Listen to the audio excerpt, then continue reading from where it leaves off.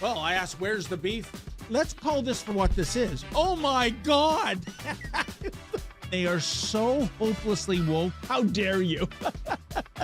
That is the intellectual capital of the left today. Give me a break. You are now watching the Daily Roundup. Well, it's Ezra Levant here. I'm sorry to disappoint you that my dear friends Sheila Gunn Reid and David Menzies will not be here, but both of them are busy doing interesting journalism that you will soon see on the Rebel News channel. But I am happy to be here. You know, it brings me back to a simpler time before our company got big and complicated, and I would just spend an hour a day doing a live stream and then do my show for an hour that night, and I love the content. And I'm trying to get back to doing journalism because I like it. I have things to say about the world. And, last week I actually went to Davos, Switzerland, with a large team of rebels, and I felt I felt validated about my scheme and dream to get back into reporting. I think that my participation in the Albert Bourla Scrum and the Greta Thunberg Walk and Talk, I feel like I added to those. I mean, in both of them, I had other teammates with me. Callum Smiles and Calvin Robinson were with me with Greta, and Avi Yamini was there with Albert Bourla, but I felt like I contributed to both. This is not me praising myself. This is me saying that my plan to do more journalism is something that I feel is a good plan, and I think it's working. And I like going out there. I mean, I won't deny it. When I was going out to Switzerland, I thought, boy, that's a very long way to go, and I'm going to miss my family. I was away for more than a week. And I thought, geez, Avi did such a great job last year. Can I live up to that? I had some performance anxiety. I won't deny it. But once I got into it, I, warmed up a little bit. I thought it was great. It also was a great chance to get to know some of our teammates. I mean, we were all staying together in a kind of lodge or a cabin. That's the best word. Like, there was a fireplace in there, which was fun, and we cooked our dinner in the small kitchen, and like there was a tiny little grocery store in the town. So it was just, I thought it was a good team building exercise too. We had people from Australia, Canada, and the UK. That's a big footprint, so we hung out together.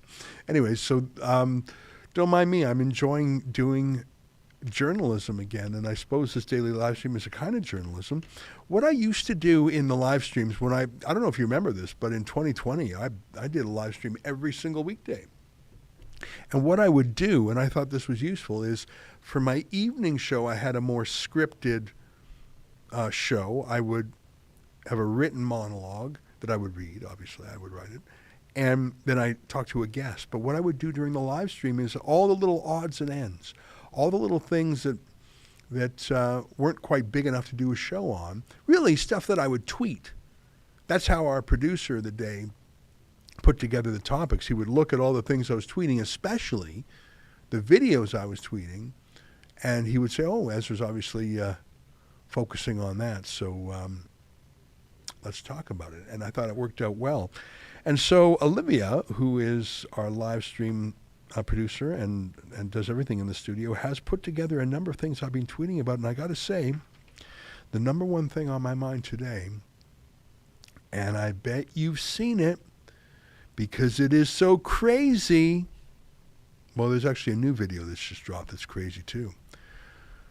The crazy video of Project Veritas revealing to a Pfizer employee that they had been recording his outlandish and shocking statements about genetically mutating the virus to, weaponize it, make more different kinds of vaccines.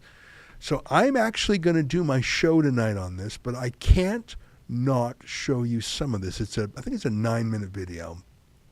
Not going to show you all 9 minutes, but I'm going to show you part of it. It is riveting. It is gripping. It is dramatic. It is almost violent. It is absurd. You have James O'Keefe, the boss of Project Veritas, cool as a cucumber, absolutely calm. And then you have the subject of his investigation in the most startling freakout I have ever seen. You see police summoned and arriving quite quickly. You see doors locked. You see people running. You see people shoving. And you see a terrified man, this employee of Pfizer, and part of me thinks that he can't be real. The things he said were so absurd.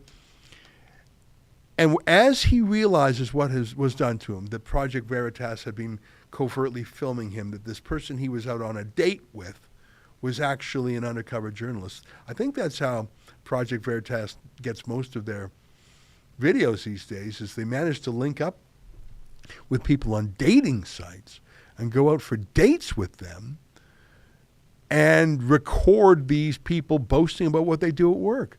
So as this Pfizer employee realizes who his date was, that it was actually an undercover reporter, and as he's thinking back to all the crazy things he's been saying, he thinks there's only one alibi, only one way to plead not guilty, which is to say, I'm a liar, he said. I lied, he said. It's a terrible defense. It's a terrible way of trying to exculpate yourself. If the only thing you can do to mitigate the disaster you caused is to call yourself a liar. You're in a pretty bad spot. Without further ado, let's run a few. Maybe we should run all 9 minutes of it. Let's see how much I might call it off halfway through, but it gets crazier as it goes by. When we come back, by the way, there's an equally crazy video. Olivia, I don't know if you saw this. It just dropped. The police body cam from Paul Pelosi's insane encounter. It's actually even more insane than this. 2 insane videos at once. Let's start with the Pfizer one. Go ahead. Hey there. Is this seat taken? You work for Pfizer. My question for you is, why does Pfizer want to hide from the public the fact that they're mutating the COVID viruses? Is this real life? I'm literally a liar. I was trying to impress a person on a date by lying. This is absurd. Please don't touch me. Well, this is not. By the way, don't tell anybody. Someone who's just working at a company to literally help the public. You up. You really did. Please bring the cops as soon as possible. I'm really very unsafe. Can you please unlock your door? No, don't let them leave. Please unlock the door. Give me what is going on some here? stuff. Please unlock. Please unlock the door. Please unlock the door. Unlock the door. We're trying to unlock the door. Unlock the door. Holy moly. Pfizer not wanting the public to know that you guys are doing directed evolution. Bro, what is going on here? Like, that feels like an interview. I don't know, it's freaking me out. I mean, these like flashbacks to that like sting organization of like those conservative people who like randomly go into organizations and then like holy foreshadowing. He didn't know what was about to happen to him. So it's like freaks me out. He was starting to think of it. Really? Oh, I'm sorry. That sting operation. Why are we back on this topic? You're not probably recording me. Oh my god, Jason, that'd be horrible. You better not be recording me or something. You better not be recording me. And then here comes James. Hey there. Is this seat taken? He's so calm, so low energy. You work for Pfizer. My question for you is, why does Pfizer want to hide from the public the fact that they're mutating the COVID? He's realizing what happened. He's realizing that his premonitions were right. What is happening here? This is absurd. Why does Pfizer want to hide from the public that they're mutating the COVID virus? Oh my god. You're on video. You're on video. Mutating the COVID virus. Here? What is I need to going call the police right now. This is not, The police ain't going to help you, brother.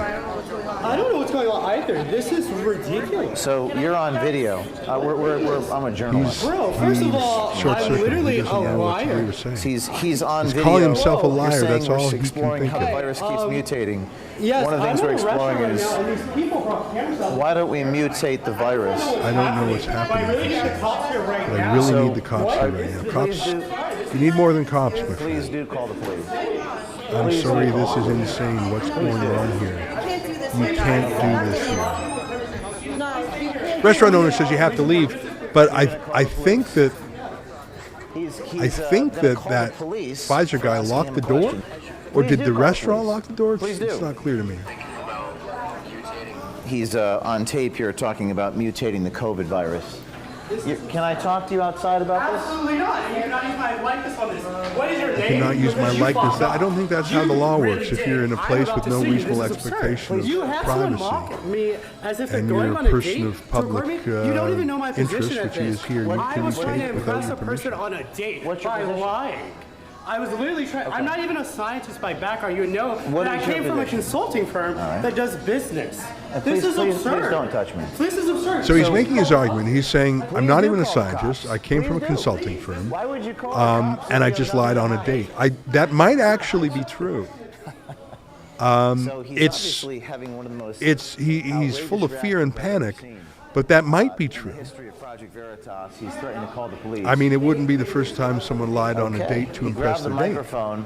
But it's a pretty odd thing to lie about Why is he repeatedly calling and the with such police? specificity, don't you think? Guys, can you just respect my father's restaurant?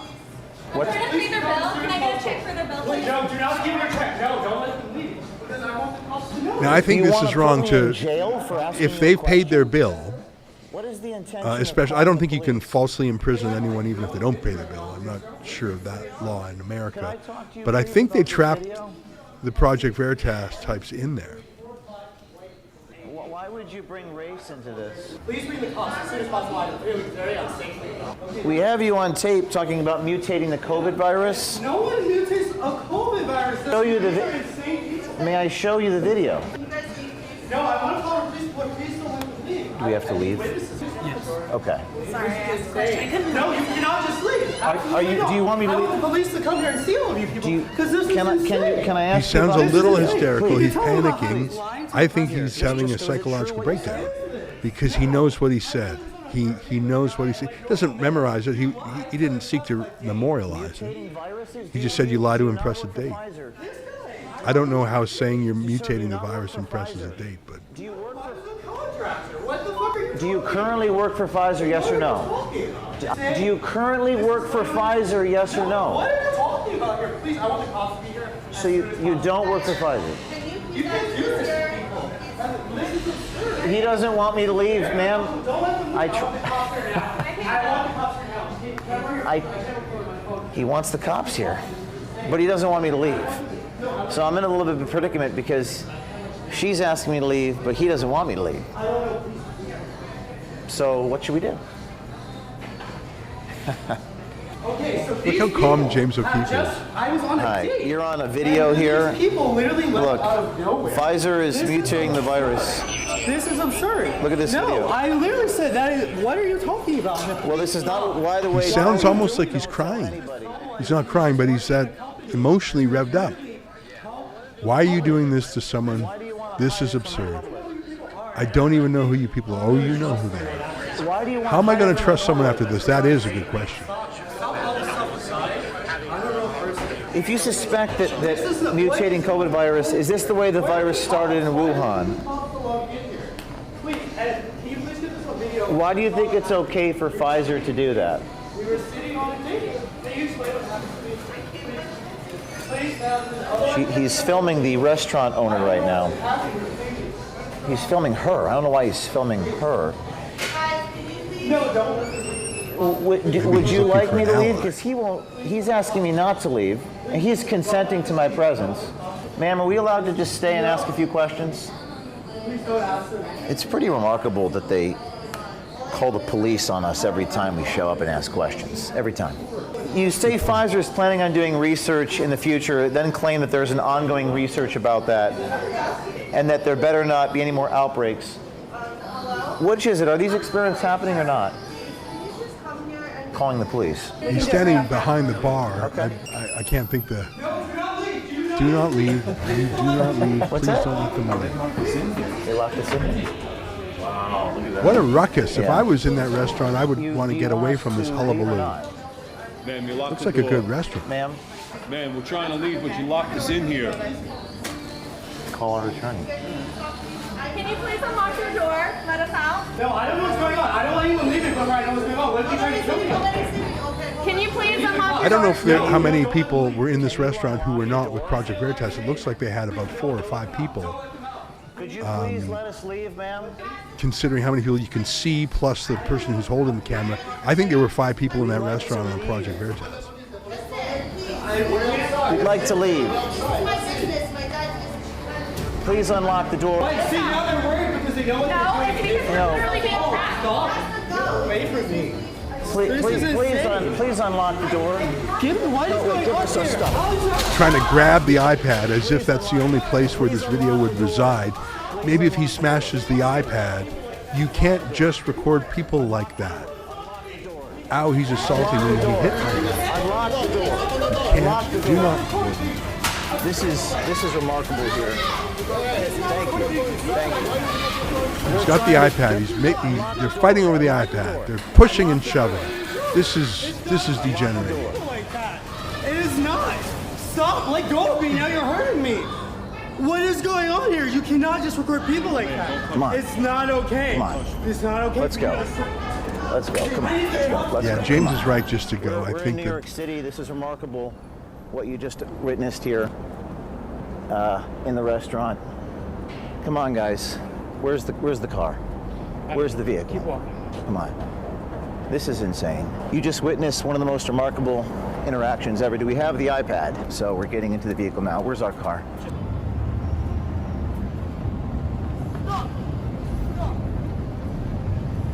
That's not them. Stop! Cops, they're right there. No. Stop.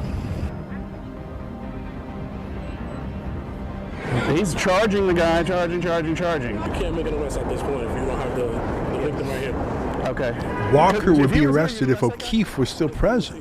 Oh, then we could just walk away then. Not worry about it. If that's what you guys want to do, then yes. Huh.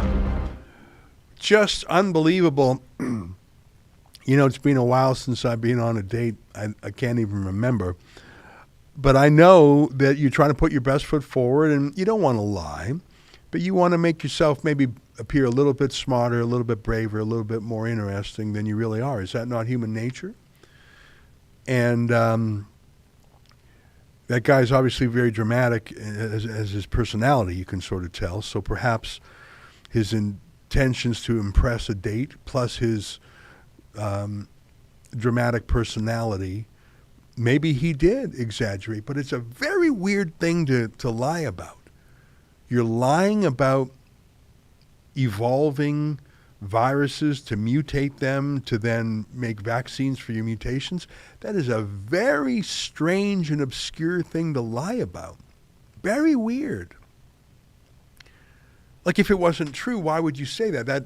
That would be like working at a bank and making up a lie that you robbed people or the bank robbed. It's not a harmless lie. It's a lie that implies a tremendous evil doing. It's not I don't even think that's a lie that makes this guy Jordan look good. If you're lying, aren't you lying to look more rich or powerful or handsome or successful? I'm just trying to think what it might be like on a first date in a pizza restaurant in New York City. I think that's like a third date, if I'm not mistaken. Very, very unusual. The fact that he very quickly moved to "I'm a liar" is bizarre to watch. It's so self-abnegating, so like to call yourself a liar in public, to holler it, to scream it, to cry it a half dozen times is so self-abasing. But maybe it's either what you have to do because you said something so atrocious. But and I'm not on this guy's side, but maybe it's true. I don't know. I've never seen anything so crazy in my life. And James O'Keefe was certainly trying to find out if it was true. He had this guy on tape, but he put these questions to him now, not in the guise of an undercover journalist, the date of this guy, but as a journalist with an outwardly observable, conspicuous microphone and a camera crew.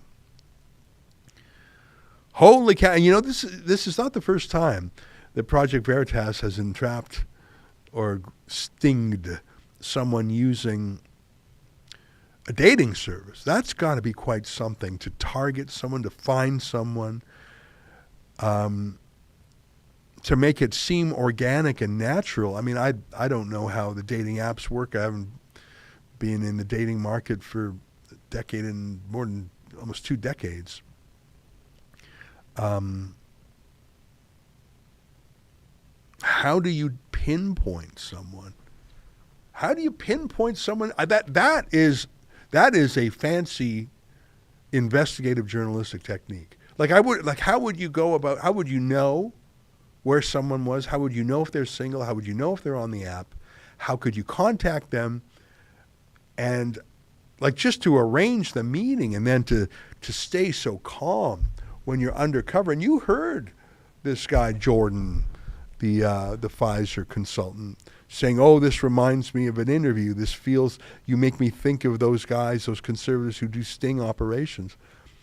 Yeah, you know, that little warning light in the back of your mind, that was right. And I've seen that in some of these before. So the plausibility with which he went on this date must have been so strong.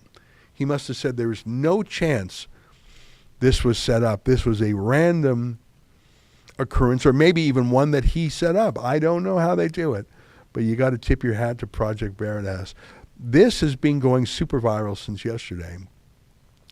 And last I checked, as far as I could see, Pfizer has not made any statement. It'll be interesting to me to see what they say about this guy's identity and his real position, because you could see on the screen there that James O'Keefe was trying to buttress the claim that this guy was with Pfizer. He was showing all these screenshots of this guy. I don't know if that was on LinkedIn or some internal message board in Pfizer. And he was asking, because this guy is basically saying, I'm an outside contractor, not even a scientist, and I lied. That's his excuse. It'll be interesting to see if Pfizer throws this guy under the bus, tries to ignore it. Not a good week for Pfizer. Last week it was me and my friend Avi Yamini tag teaming Albert Bourla, their CEO, down the street in Davos, Switzerland. We got no answers. This week, it's these too many answers, these over-the-top confessions. It would have been interesting to have these weeks reversed if Project Veritas had come out with this a week ago, and if I was in Davos today, and if I encountered Albert Bourla, the CEO, today, maybe I would have thrown in a question about this guy, because I sure am curious. Anyways, that's my take on that incredible Project Veritas video, and they truly are one of the best organizations out there, and I will be interviewing someone from their team tonight on the Ezra Levant Show, which I invite you to tune into. Do we have an ad for the Ezra Levant Show? Let's play an ad now. You know, every day I do a show. It's a monologue, and then it's a guest interview, and then I read my letters. And we put a lot of work into it. We put a lot of thought into it, and sometimes we really hit the home runs on those. So if you want to hear the other side of the story in a way I just don't think you're going to find anywhere else, it's a TV-style show, typically 45 minutes long or so, maybe a little bit less than that. You can just go to rebelnewsplus.com. And yeah, here's a quick ad, and we'll come right back with the second crazy video of the day from Paul Pelosi. That's Nancy Pelosi's husband. Anyway, here's a quick ad. Have you checked out the fresh new swag we have at rebelnewsstore.com? Like this nifty resistance trucker sweater? We have warm, cozy sweaters, t-shirts, mugs, hats, phone cases, you name it. Everything to fit your freedom-loving needs, or maybe even trigger a liberal family member or friend. And for a limited time, you can use code TAMARA10 at checkout to save 10% off of your total order. So head on over to rebelnewsstore.com, check out all of our new designs, make some purchases, and use code TAMARA, that's TAMARA 10 at checkout for 10% off your order. Head on over, check it out. Hey, I want to show you one more crazy video that came out just moments ago. You know, there was a violent altercation involving Nancy Pelosi's husband, Paul Pelosi. And there was a lot of odd and personal allegations of a romantic quarrel between Paul Pelosi and another man, and what was really going on, and why was it all hush-hush. And there was rumors that when police showed up, Paul Pelosi and his attacker appeared to be friends and were chatting with each other as if they obviously knew each other when police arrived. This was all just rumored. But today, the police body camera footage was released. And it's not 9 minutes long like the Project Veritas video. It's very brief, actually. Most of the video is just the police officers approaching the house. Then there is a brief conversation between Paul Pelosi and another man whose name I don't know right now, and the cop. It's a brief conversation, and then an insane hammer attack. It's actually shocking, and then the sounds at the end are terrifying. I'm looking at the New York Times report. Pelosi attack live updates. Body camera footage of hammer attack released. In the footage, Paul Pelosi, the husband of former Speaker Nancy Pelosi, is attacked with a hammer. The intruder has been charged with attempted murder and said he was targeting Miss Pelosi. Well, no, I do not believe that at all. That makes no sense. The suspect is named David DePape. I saw reports that DePape and Paul Pelosi knew each other from before. There were all sorts of lascivious rumors. I do not understand, but let me show you what I saw today. Look at this insane footage and ask yourself, why did Paul Pelosi and this attacker stop, smile, and pretend they were calm when the police rang the doorbell? So weird. Take a look. We also have our first look at the video on the attack of Paul Pelosi, husband of former House Speaker Nancy Pelosi. Look at this. Now, remember I told you that there were going to be things other than the police body cam that would be released. This is the surveillance video outside the home, and that is the suspect, DePape. And you see him, he put some items down, you see him breaking some glass, and the fragments of glass that are breaking now. Emily, talk to me about this as evidence in the case.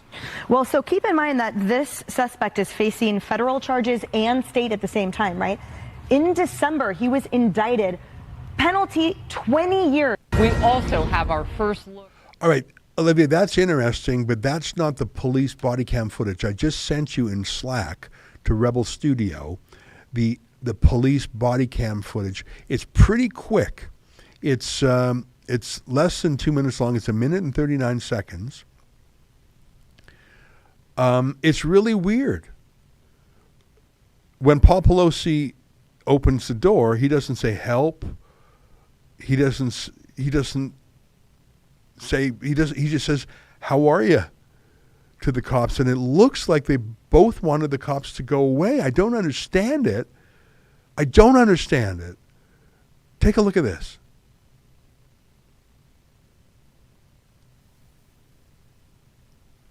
Do we have the audio?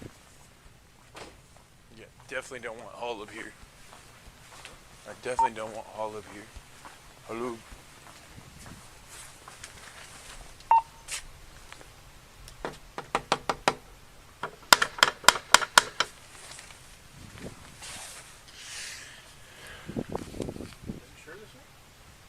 Yeah. Fucking said 2620, right? No, 2640. Oh, yeah, it literally said that. Hi. Hey guys. How you doing? How are you? What's going on, man? Everything's good. Hi. Drop the hammer. Nope. Hey. What is going on right now? I'm not getting an answer on call. Bro, oh shit.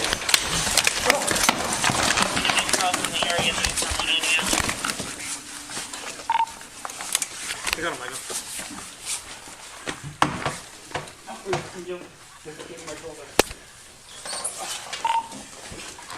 Edward 14, Edward 10, back up, code 3. Code 3 back up at 26. Give me your fucking hand! Units code 3. Give me your fucking hand! 40 Broadway for 14 hours.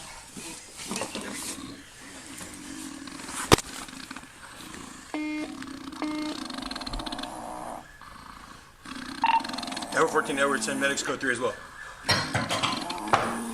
You got it? Sorry, 14 over Tuesday, medic code 3. Affirmative. Really terrifying. I'm so glad I did not see and that the camera did not capture the blow to the head or wherever. That hammer, that was a real hammer hit. It was absolutely terrifying. You could see the police called for medic and code 3, which means emergency, if I'm not mistaken. Just terrifying. Obviously a brutal and violent attack. I cannot understand the first 30 seconds when they open the door. Olivia, can you play just that part? I don't want to see the attack again. That was too much for me. Can we just see what they say? Like, maybe if you're terrified, like when if there was an intruder in your house with an axe and you answer the door and the cops are there, Do you not run out to them? Do you not say help? Do you, like, I don't know. Maybe you can't judge someone too hard. Maybe I'm being too lenient here. Maybe I'm being too strict here. But if you were in a terrifying moment, they just both sort of seemed like they wanted the cops to go away. Both of them wanted the cops away. It looked like. But what was he doing with the hammer? Can you play just that part? Not the walk up. Just knock on the door. And I guess the 10 seconds after that. You want to take a look at that? That's just so weird to me.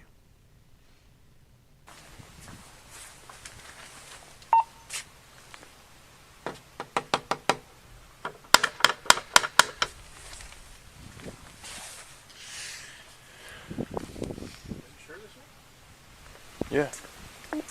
Fucking said 2620, right? No, 2640. Oh, 40. Yeah, it literally said in there. Hi. Guys. How you doing? How are you? What's going on, man? Everything's good. Hi. Drop the hammer. Nope. Hey. What is going on right now? I'm not getting an answer on call back. Oh, shit. Okay, I don't want to say anymore. Okay, thank you.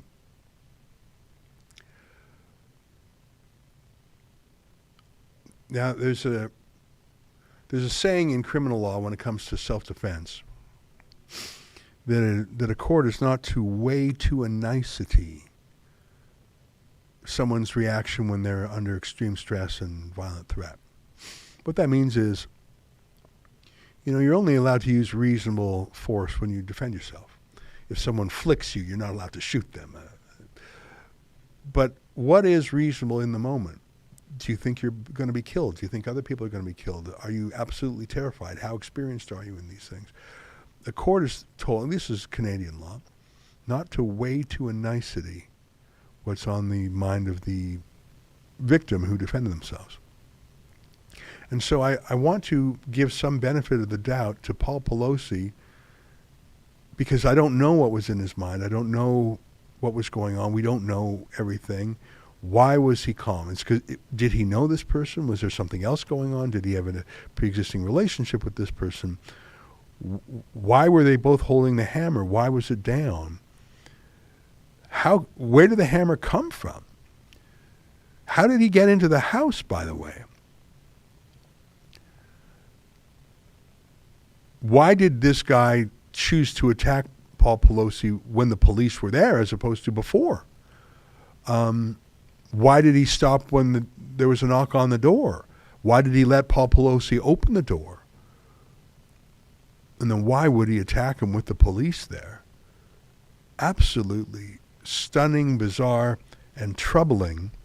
And I should say that although I am a critic of Nancy Pelosi, and I believe that her husband is also corrupt in his stock investments, for example, they seem to be timed to political news.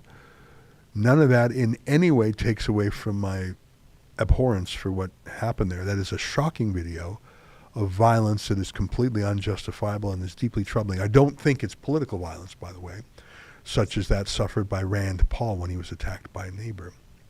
That's just absolutely terrifying. But would you agree with me that that is a bizarre video that begs certain questions? Crazy videos today, isn't it? Well, let's pull out of that 2 American stories, but riveting to us up here. Maybe I'll show one more American story. I'm interested in the case of Pastor Artur Pawlowski because, of course, we did the original story on him being bullied by police in Calgary almost 3 years ago. And then we crowdfunded his legal defense. He was client number 1 in our Fight the Fines project. And we've defended him, 16 or 17 times now. And I'm very interested in the case. Canadian mainstream media are not. I'm just going to blow my nose for a second. Excuse me.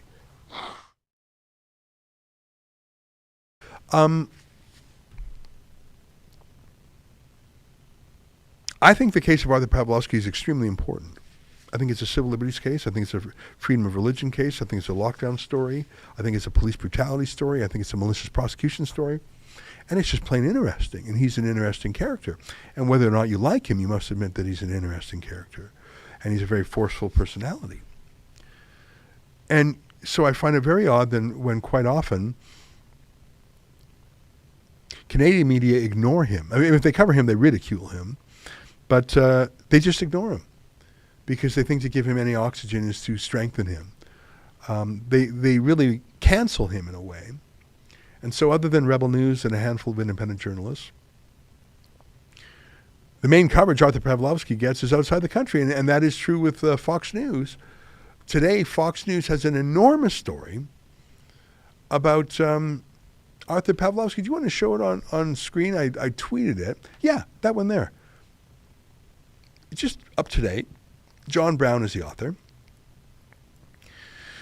Canadian pastor repeatedly jailed over COVID protocols to face final trial. Crazy stuff. Pastor Artur Pawlowski faces his final trial in Canada after years of arrest and imprisonment. And that is the case that's coming up in about a week or so. And I'm very proud to say that we are crowdfunding his legal defense. His outstanding lawyer, Sarah Miller, and there's other lawyers working on it too. It's also deeply embarrassing that these prosecutions are continuing to proceed. And as you know from our story earlier this week, the media party in Alberta is trying to have a field day over this. They want him prosecuted. They don't want these politically motivated lawsuits to be called off. And yet it is a fact that Artur Pawlowski has won every single court battle he's been in. Now, in one instance, he lost and had to go to the Court of Appeal before he won. So it looked like he lost, but then the Court of Appeal, in a 3-0 unanimous ruling, stomped on the earlier judge, a Liberal appointee, whose name I've forgotten, I'm glad to say. Adam Germain. Like, seriously.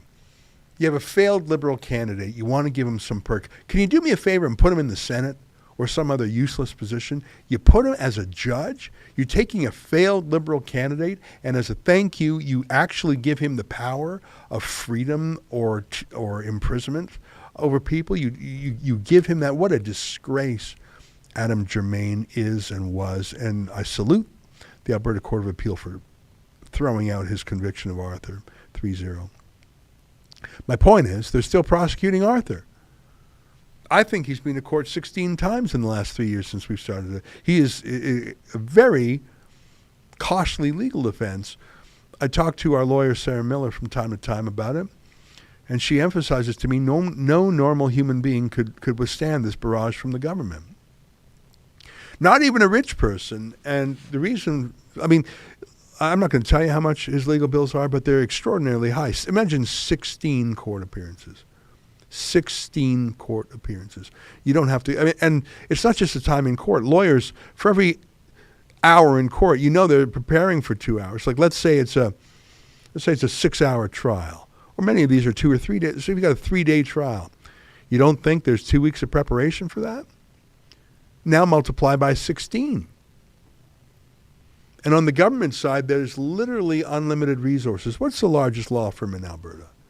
Well, it's called the Justice Department. Unlimited prosecutors, unlimited police, unlimited resources to crush a guy. So no normal human could do that, and not even a rich person. And why do I say that? Yeah, there's Sarah Miller, who's really briefed us on the case all the way along. I'm grateful she has. Let's say you were a millionaire. Let's say you had $10 million in the bank. Would you fight this? I don't know. I think most people would say no, because would you really spend $750,000, $1 million, $1.2 million? I'm just throwing numbers out there. 16 court appearances. I haven't looked at the totals, but it wouldn't surprise me if we're adjacent to $1 million in court fees by now. 16 hearings, some of them multiple days, and all the preparation. No normal person could fight that, and no rational rich person would fight that. Because if you are a rational economic actor, you would pay a $30,000 fine or $20,000 fine or do a day in jail or whatever. You wouldn't prolong it by pleading not guilty. You would say, all right, let me take a deal. I'll denounce myself and I'll say I totally believe in whatever Anthony Fauci and Theresa Tam say. I'll grovel. I won't talk to anybody ever again. Please let me out of this Kafkaesque nightmare, this Orwellian nightmare. Please just let me go. I throw myself on the mercy of Theresa Tam. And you would be gone. You know, maybe you pay a 20 or 30 or 40 grand fine and you're gone. So no rationally acted rich person would fight it. And no poor person could fight it. No normal person could fight it. So it's only possible because of the crowdfunding here. But that's not a happy story. That's a disgusting, disgraceful story. And whereas these prosecutions were started by Jason Kenney and his health minister, Tyler Shandro, well, wouldn't you know it, you've got Premier Danielle Smith now, and who's the justice minister? Oh, Tyler Shandro. The same guy who fomented these charges. Is it a surprise that they're still proceeding against Artur Pawlowski? No. Anyways, I think that Arthur will win this next one. He absolutely will. Let's keep going here. It's 1:43.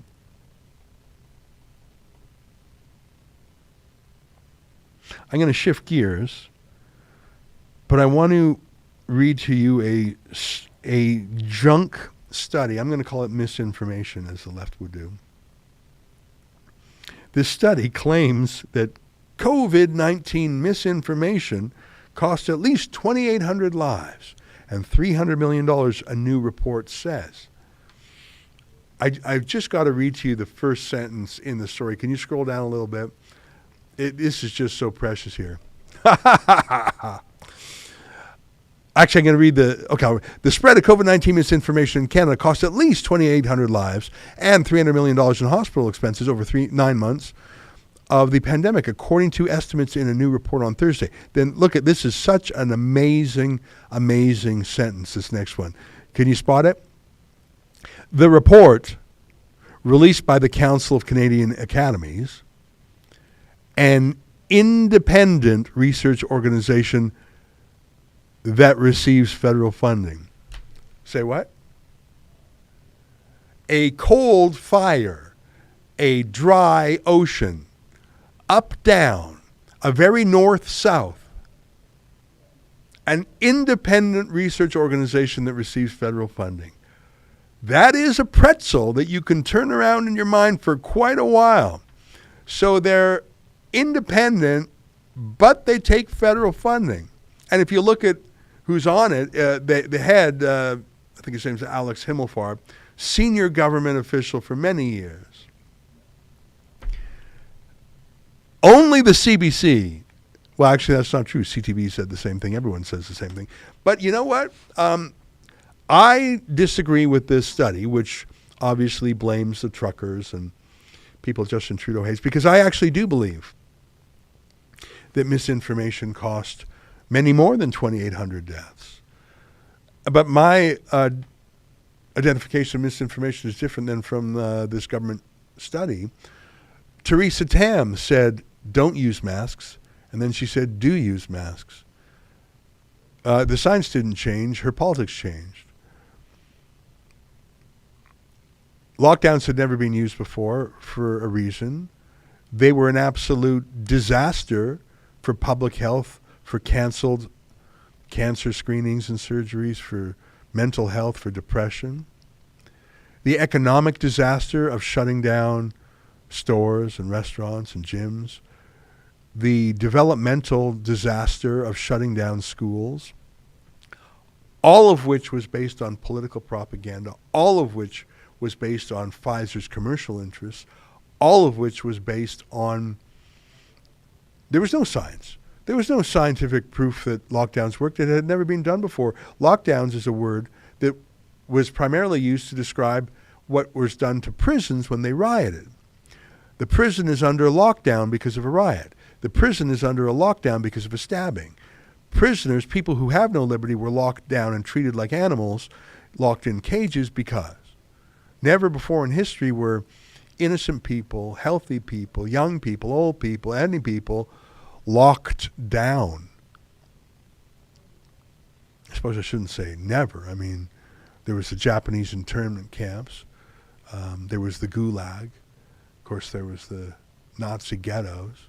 So I can't say never in the history of time were innocent people locked down, because we have the examples I just mentioned. But there certainly was no scientific basis for it. It was misinformation. So yeah, I think misinformation costs a lot more than 2,800 lives and $300 million. It's just that because I'm not paid by Justin Trudeau, I don't name his political enemies as the disinformers. I don't have a lot of time, and I have a meeting at the top of the hour, so I'm going to end at 1:59 Eastern time. That's 11:59 Mountain time, but I'm enjoying this, and I hope you're just, I mean, I can't get those two videos out of my head. That Project Veritas video, too weird. Crazy. And that Paul Pelosi, I just want to say one more time how sick to my stomach I feel watching a video of a man being hit with a hammer. Now, thank God I didn't see the impact of it, but I am absolutely sick to my stomach, and I hope I warned you that it was a bad video enough before showing it. You don't actually see the impact, thank God. I feel absolutely sick about that violence. And he absolutely should be charged with attempted murder, in my view. But that does not yet explain the weirdness of when the door was opened and the two men were there, and Paul Pelosi said, "Hiya," or so. I forget the exact words he said. He said, "How are you?" or something. Like he said something that was not what like. It just was odd. How are you? That's what you say. You've got a guy in your house. You're both holding the weapon down low, almost to hide it. When the guy went to use it, he held it up high. They were both holding it down low, almost like they were sort of struggling with it, maybe. And then they answered the door. Why would the attempted murderer answer the door? I don't get that. Why would he? And then, why would Paul Pelosi not bring to their immediate attention, like they quickly spotted the hammer, right? The cop said, "Drop it," or whatever. And he did, like, just so weird. And I don't want to weigh to a nicety every decision that Paul Pelosi made under such duress, but that was bloody crazy. Crazy. Yeah, don't show the blow. But yeah, you could see they spotted the hammer, and then stop it here. Yeah, stop it now. Thank you. I do not like Nancy Pelosi. I do not like Paul Pelosi. I believe they're both corrupt, but what we saw there was atrocious. But I do not think that was a stranger. I do not think that was a stranger. I think there is another story. I think there is another nature, another aspect to their relationship, and I think this is very mysterious, and it makes every other police mystery. I'm reminded of the mass shooter in Las Vegas that just disappeared from the news. I'm reminded of Jeffrey Epstein's death in New York. Just a mystery, I guess. I'm going to show you the Human Freedom Index for 2022. Do you know what the Human Freedom Index is? These things are a matter of some opinion. How do you measure freedom? Well, the Fraser Institute tries. They come up with their indicia, their criteria, and you can see right here, rule of law, security and safety, movement, freedom of religion, freedom of association. You can recognize some of these from the Charter of Rights. Freedom of association, expression and information, relationships, I don't know, I guess that's association, size of government, legal system and property rights, sound money. I'm not sure if that's freedom, but I like it. Freedom to trade internationally, regulation. Okay, so some of these things are a matter of opinion. But look, if you want to know what freedom means, look at Section 2 of our Charter of Rights. That's pretty much covered by the first half here. Okay, so I accept that list. But here's what's crazy of criteria. And you can tweak it, but here's the thing. As long as you use the same list year after year, the same criteria year after year, this becomes, even if you don't agree with the criteria, if you're testing against the same criteria year after year, I'm curious, who are the authors? Just scroll down a tiny bit more. Fred McMahon, Ryan Murphy. I don't know a couple of those folks, but I know the Fraser Institute. They're excellent scholars. So do you have the rankings? Do you have the page that shows the rankings? Because the news I have is that our favorite country, called Canada, is no longer in the top. Here we go. The countries that took the top 10 places in order were Switzerland. Oh, I believe it. I just came back from there. New Zealand. Oh, I'm a little surprised by that because they've lost some freedom under Jacinda Ardern. Estonia, Denmark, I believe it, Ireland, Sweden, Iceland, Finland, Netherlands, and Luxembourg. Selected jurisdictions rank as follows. Canada 13th, Taiwan 14th, Japan 16th, Germany 18, UK 20, United States 23. I find that hard to believe. That the United States is less free than Canada? I find that hard to believe. Ukraine 89, Mexico 98, India 112. Oh, I think India is freer than that. Russia 119. China 152. Saudi Arabia 159. Iran 162. Well, okay, I can believe those. Out of 10 regions, those with the highest levels of freedom are Western Europe, North America, and Oceania. The lowest are the Middle East and North Africa, Sub-Saharan Africa, South Asia. Women-specific freedoms, as measured by 5 indicators in the index, are strongest in North America, Western Europe, etc. Okay, thanks very much. I just spent a week in Switzerland and can report to you that freedom of speech is strong and police respect for civil liberties is strong. I base that on several anecdotes involving myself. When me and the Rebel News team were pulled over by police road checkpoints, they said, we don't like, they said, they sort of started by saying, why are you filming? We don't like that. And I said, free country. And they said, all right, move along. Like it was the lightest touch policing I've ever seen in my life. That is a form of freedom. That is a form of freedom. And I'm not even a citizen of Switzerland. So there I am. There's me pulling up. You can see it's a police checkpoint. And I have a phone in my hand. And the cop comes up and he says, oh, no good. He said, the phone is no good because he knows I'm recording. Filming is not good. And then I say, but it's a free country, right? He said, that's correct. Yeah, and he lets me go. Lets me go. That was a very quick interaction, but we had a longer interaction at another police checkpoint the next day, and same outcome. They just said, traffic stop, can I see your ID? And then we were on our way. Anyway, that's Switzerland for you. I have trouble believing that the United States is less free than Canada. I just, listen, I deeply admire the Fraser Institute. I used to be an intern there, but I just don't know what criteria would put Canada as freer than America when it comes to freedom of speech, freedom of association, right to work, freedoms during the lockdown. That can't include the lockdowns because in the United States, their courts struck down so many punitive lockdown provisions. Our courts did no such thing. I want to close with, we got some chats? Okay, I'll do that. Instead of bringing up one more topic, I'll go to the chats. Fraser McBurney, hello, how are you, my friend? Nice to hear from you again. Thank God it's Friday. Just asking. Drug companies make money by selling vaccines. Drug companies make viruses to make money. Drug companies pay off governments to buy vaccines. Just asking. Well, that was the implication of what that guy Jordan from Pfizer said. Now, when asked about it, he said, I'm a liar. I was lying to impress a date. Could be. That really could be. But we need to know for sure. AMT60 says, Jeremy Mackenzie gets debanked by Scotia and now no bank or credit union in Canada will let him be a bank customer. Is this legal that all financial institutions can block him? What can he do? That's a good question and something about which I know a little, because Rebel News, as you may know, applied for a mortgage to buy a building, buy an office. We rent our office and we thought we would buy one.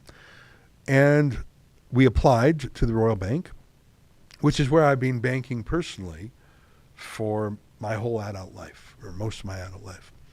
And my credit is good. And Rebel News, thank God, has good credit too. And we applied, and I sent all our forms over. And the two bankers in Calgary, where we were looking to buy an office, said that it was a great application. In fact, not only did they want to give us the mortgage, they wanted to give us a line of credit, which we didn't even ask for. I mean, we just said, can you give us a mortgage on this building? They said yes. And I think he said, we'll give you $300,000 in a line of credit, which I did not ask for, but that tells me they thought we were financially strong. You don't offer more money to a borrower unless you think you really have a strong client. I was very excited about this, but then I got a call from them, you might recall, where they said, we can't give it to you because your politics. Head office nixed it. I recorded that call because I knew what was coming. And I learned that in Canada, banks can refuse to cover you for any reason or no reason. And in Canada, Omar Khadr, the convicted, confessed war criminal, terrorist, and murderer, can have a bank account. Karla Homolka can have a bank account. But apparently Jeremy Mackenzie, political dissident, cannot get a bank account. Now, I don't know a lot about Jeremy Mackenzie, and I know Sheila in a video has criticized him, but she shares my view that just because someone is odious doesn't mean they can be debanked. We live in a country when Karla Homolka and Omar Khadr can get a bank account, so can Jeremy Mackenzie. And I think it's a disgrace on Scotiabank, just like it's a disgrace on the Royal Bank that they debanked us. And imagine if a leftist was debanked or a Black Lives Matter activist was debanked. It would never happen. An environmentalist was never happen. It would never happen. Well, my friends, it's almost 2 o'clock Eastern time. What a pleasure it's been to spend this last hour with you. Tune in if you can to my show tonight. I'm going to talk a little bit more about Project Veritas, and we're going to interview someone from that team. That'll be exciting. You can get access to my nighttime shows by going to rebelnewsplus.com and click subscribe. It's $8 a month. Until then, on behalf of all of us here at Rebel World Headquarters to you at home, good night, and keep fighting for freedom. We know what you will do this session of Parliament. You will divide to distract. You'll try to make people afraid of each other because you think that if an average Canadian is afraid of his neighbor, he'll forget that he can't feed himself or pay the rent. You'll try to take all of the responsibility off of yourself and to put it on others. You'll claim you have nothing to do with any of these files, as though, as a federal prime minister, you're not responsible for the federal criminal code. As a federal prime minister, you're not responsible for the chaotic federal airports.